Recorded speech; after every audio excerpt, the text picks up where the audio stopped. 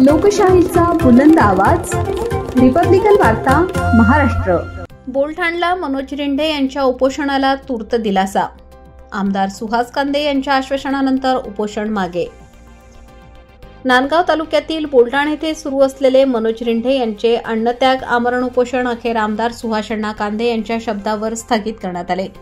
ग्रामसभेच्या निर्णयानुसार योग्य तो मार्ग काढला जाईल असे आमदार कांदे यांनी आश्वासन दिल्यानंतर रिंढे यांनी आपले उपोषण मागे घेतले। सविस्तर वृत्त असे की बोलठाण ग्रामपंचायतीने जुन्या इमारतीच्या जागी व्यापारी गाळे व दुकाने बांधून वरच्या मजल्यावर ग्रामपंचायत कार्यालय उभारण्याचे काम हाती घेतले होते। मात्र स्थानिक नागरिक, दिव्यांग महिला व ज्येष्ठ नागरिक यांच्या मागणीनुसार दिनांक 26 जानेवारी 2024 रोजीच्या ग्रामसभेत ग्रामपंचायत कार्यालय तळमजल्यावर ठेवण्याचा ठराव मंजूर झाला होता। हा ठराव न पाळता पूर्वीच्या आराखड्यानुसार काम सुरू झाल्याने मनोज रिंढे यांनी 8 सप्टेंबर पासून उपोषणाला बसण्याचा निर्णय घेतला। ग्रामपंचायतीने त्यांच्यासमोर 2 पर्याय ठेवले होते, मात्र रिंढे यांनी ते फेटाळून लावत ठरावाची अंमलबजावणी व्हावी यावर ठाम भूमिका घेतली। या पार्श्वभूमीवर गावातही मोठी चर्चा रंगली।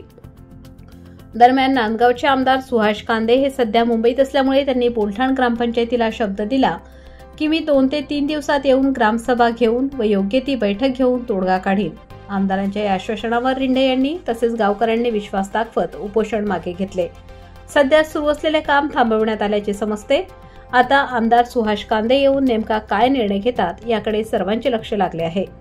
रिपब्लिकन वार्ता महाराष्ट्र न्यूजसाठी नांदगाव प्रतिनिधी Muktaram Bagul, Nashik. Subscribe now and press the bell icon. Never miss an update.